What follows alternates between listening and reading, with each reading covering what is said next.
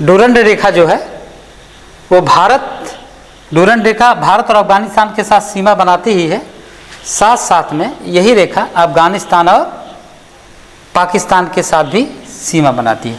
अब इधर अगर देख लेते हैं, भारत और पाकिस्तान के मध्य जो सीमा रेखा बनाई थी वो बनाती हो रेडिक्लिफ रेखा है। यही रेडिक्लिफ रेखा जो है भारत और बांग्लादेश के साथ भी सीमा बनाती है। अब अगला क्वेश्चन देखते हैं, भारत के जलीय सीमा से लगे हुए कुल कितने राज्य एवं केंद्र शासित प्रदेश है? जलीय सीमा से लगे हुए कितने कुल केंद्र शासित प्रदेश और राज्य है? तो आते हैं, पहले राज्यों को देख लेते हैं कितने राज्य हैं। तो सबसे पहले देख लेते हैं, ये आपका गुजरात हो गया। केंद्र शासित प्रदेशों की अगर हम बात करें तो दादर नगर हवेली हो जाता है दूसरा। तीसरे की अगर हम बात करें तो आपका महाराष्ट्र हो जाता है। और अगर चौथे की बात करें तो आपका गोवा हो जाता है। और पांचवें राज्य की बात करें तो ये कर्नाटक हो जाता है। छठवें की बात करें तो केरल हो जाता है। सातवें की बात करें तो ये तमिलनाडु हो जाता है। आठवें की बात करें आंध्र प्रदेश आ जाता है। इसके बाद नौवें की बात करें उड़ीसा हो जाता है। और 10वें की बात करें तो पश्चिम बंगाल हो जाता है। तो 10 तो ये हो गए। अब इधर की बात करें, एक लक्षद्वीप हो गया 11, इधर अंडमान निकोबार द्वीप समूह 12 और इधर पुडुचेरी, तो ये हो जाता है 13। तो कुल केंद्र शासित और राज्यों को मिला करके 13 राज्य समुद्री सीमा बनाते हैं, जिसमें से आपका केंद्र शासित प्रदेश में दादर और नगर हवेली हो जाता है। इधर लक्षद्वीप हो जाता है। इधर पुडुचेरी हो जाता है। और इधर अंडमान निकोबार द्वीप समूह हो जाता है।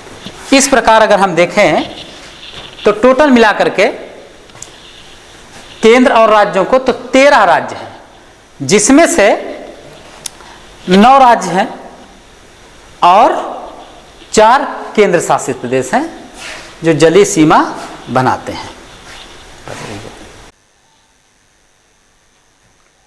चलिए आगे देखते हैं, कितने राज्य अरब सागर की सीमा बनाते हैं। तो आइए देखते हैं कितने राज्य हैं जो अरब सागर की सीमा बनाते हैं। गुजरात 1, आपका महाराष्ट्र 2, गोवा 3, कर्नाटक 4, केरल 5 और ये तमिलनाडु भी अरब सागर की सीमा बना रहा है। अब देखते हैं कितने राज्य बंगाल की खाड़ी से सीमा बनाते हैं। तो बंगाल की खाड़ी से देख लेते हैं कितने राज्य बनाते हैं। इसमें पश्चिम बंगाल, उड़ीसा, आंध्र प्रदेश और तमिलनाडु भी आ जाता है। तो कुल मिला जुला कर अगर देखते हैं तो 1, 2, गोवा 3, कर्नाटक 4, केरल 5, तमिलनाडु 6, आंध्र प्रदेश 7, उड़ीसा 8 और पश्चिम बंगाल 9 राज्य जो है वो बंगाल की खाड़ी और अरब सागर की सीमा बनाते हैं। इसमें एक राज्य है तमिलनाडु जो कि अरब सागर की भी सीमा बनाता है और बंगाल की खाड़ी की भी सीमा बनाता है। अब आगे हम बढ़ जाते हैं कि अगला क्वेश्चन है, इसमें टोटल हम देख लेते हैं 9 राज्य। अब आगे है सबसे अधिक तटीय सीमा से लगा राज्य कौन सा है, तो आपका आता है ये गुजरात, सबसे अधिक तटीय सीमा बनाता है। अब इसके बाद हम देख लेते हैं सबसे अधिक तटीय सीमा से लगा केंद्र शासित प्रदेश, तो आपका लक्षद्वीप तो होगा नहीं,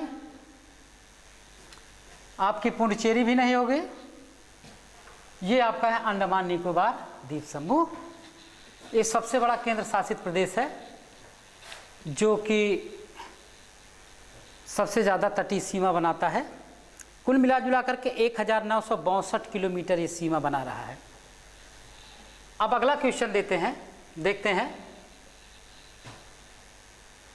जलीय सीमा से लगे हुए भारत के कुल कितने पड़ोसी देश हैं, तो आकर के देख लेते हैं इसमें जलीय सीमा से लगे हुए भारत के कुल कितने पड़ोसी देश हैं। जलीय सीमा से लगे हुए कुल कितने पड़ोसी देश हैं, तो आपका इधर मालदीव आ जाता है, इधर श्रीलंका, और इधर अगर हम देख लेते हैं तो इंडोनेशिया है।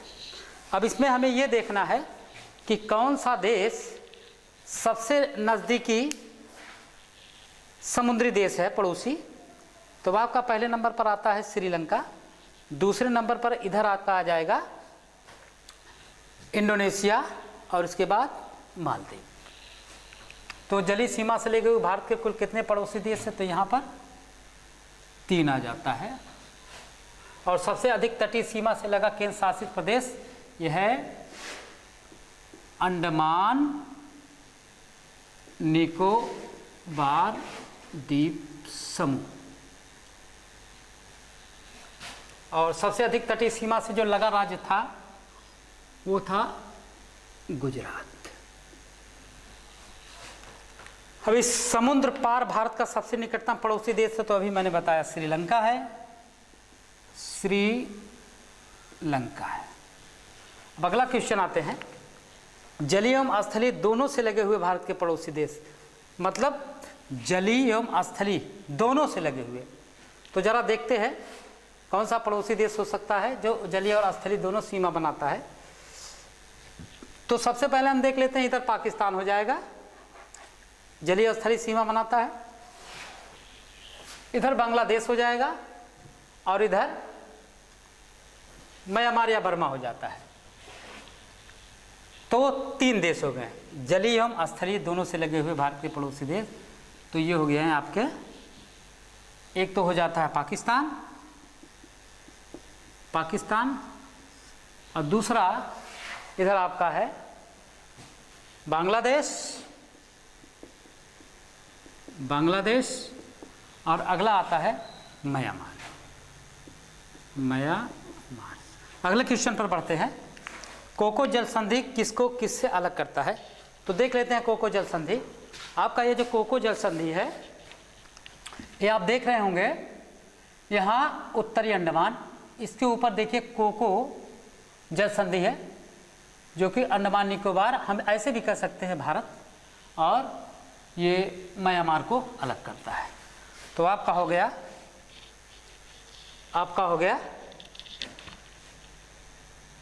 भारत एवं म्यांमार, या ऐसे भी कह सकते हैं अंडमान निकोबार द्वीप समूह और म्यांमार। अगला है पाक जल संधि और मन्नार की खाड़ी किसको अलग करता है, तो देखिए इधर दक्षिण की तरफ का जो है वो मन्नार की खाड़ी है, और उत्तर की तरफ जो है ये पाक जल संधि है जो कि ये भारत और श्रीलंका को अलग करती है। भारत और श्रीलंका, तो यहाँ पर आ जाता है भारत एवं श्रीलंका। अगले क्वेश्चन पर आ जाते हैं। पंबन जल संधि किसको भारत के मुख्य भूमि से अलग करती है? तो पंबन जल संधि आपका यहाँ पर आएगा तमिलनाडु में, जो कि रामेश्वरम, यहाँ पर देख रहे हैं रामेश्वरम को पंबन जल संधि किसको भारत के मुख्य भूमि से अलग करती है? तो रामेश्वरम को करती है, रामेश्वरम, जो एक धार्मिक तीर्थ स्थल है हिंदुओं का। अब अगला है, भारत एवं चीन के मध्य कौन कौन से देश शामिल होते हैं, कौन कौन से देश आते हैं भारत एवं चीन के मध्य?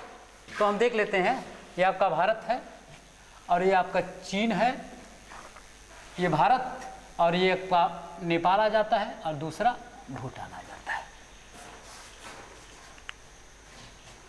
बस